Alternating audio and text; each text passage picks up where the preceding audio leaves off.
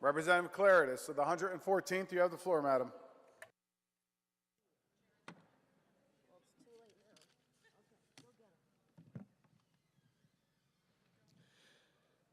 Thank you, Mr. Speaker. Now I know how you guys feel, huh? No comment. We wrote the book, though, you're reading, so. Mr. Speaker, we have to make a decision today. And when we make that decision, we need to ask ourselves, what do we want of the state of Connecticut? Do we want a brighter future? Or do we want to keep doing what we've been doing? Kicking the can down the road. I know this has been a tough year. We all knew this was coming. And guess what? Next year is going to be a tough year. And the year after that is going to be a tough year. We don't really see an end in sight. But what we know is we have some choices to make. What we've seen this week in the legislature have been a few choices. One of them has been this looming governor's executive order that will take effect on October 1st. The other was a Democrat House and Senate budget that was called in the Senate, that was put on the board today. And we heard a lot about the fact that if you did not vote for that Democrat budget, you were voting for the governor's draconian cuts on October 1st. I guess I was slightly offended on behalf of my caucus, but not surprised that those were only two choices we heard about. But we now realize there were three choices. There was what was previously the House and Senate Republican budgets, which is now the bipartisan budget. And it disappoints me a little bit when I hear that it's not a bipartisan budget because 3 Democrats voted for it. I didn't realize there was a standard by which we decide what's bipartisan. I thought bi means 2 and partisan means partisan. I guess I was wrong. That budget that passed in the Senate today had a few things in it. The budget that we are debating today had no taxes in it. And I know by listening to this debate today that we all define taxes in a different way. But just as important, if not more, what this budget has in it are structural changes. Now, I know one of my colleagues on the other side of the aisle today said they're sick of hearing that. I agree with you. I agree. We say it all the time. We say it so much because it may be the most important thing we do. What are those structural changes we hear about? Spending caps, bonding caps, municipal aid relief, municipal aid mandate relief for all cities and towns, no matter how big, whether they be urban, suburban, or rural.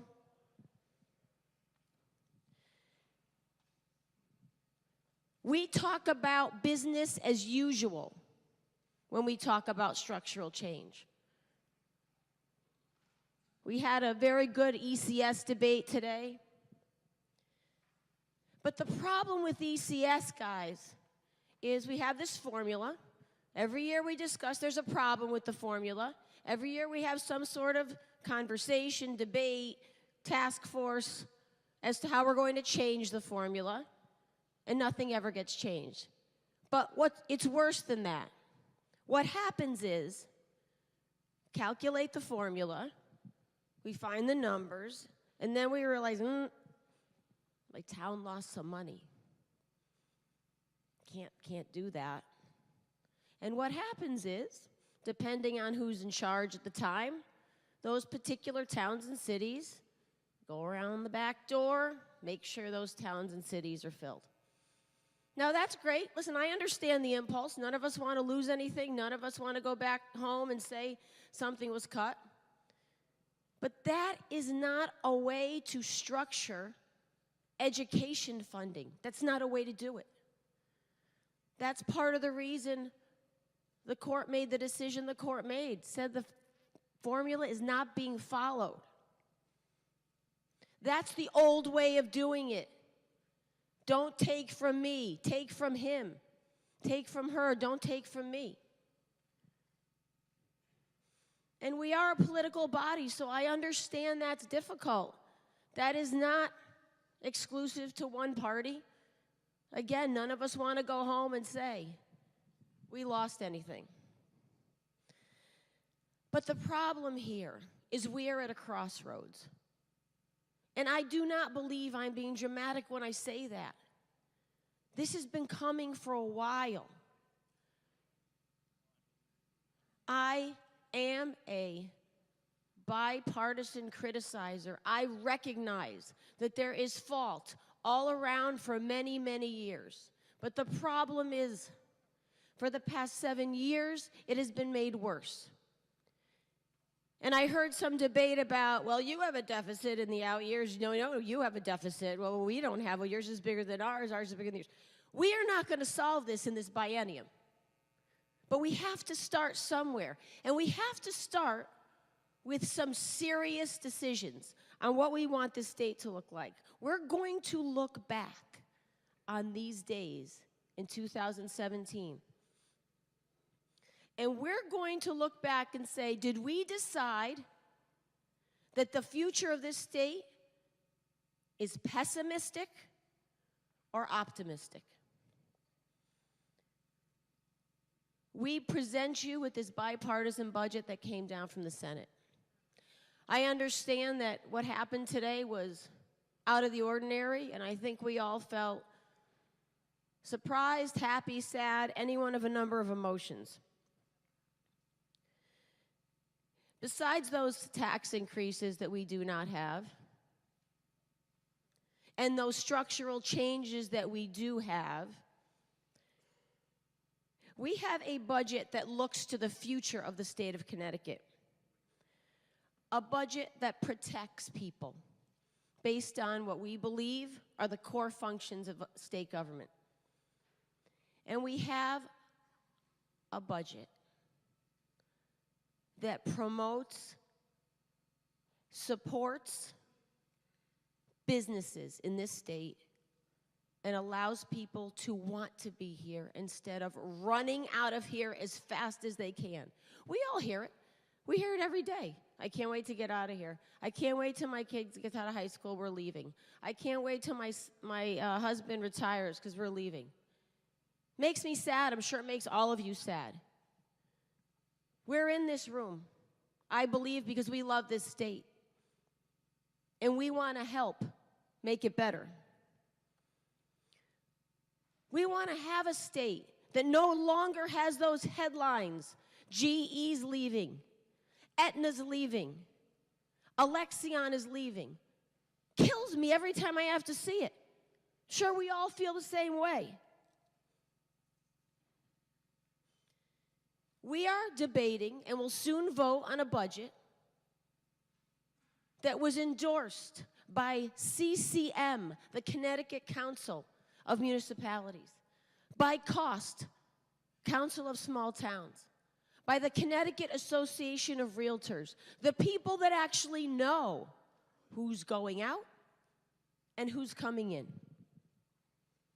So when I hear us talking about, I don't know any first selectmen or mayors who like this. I don't know anybody who's talking about this in a positive way.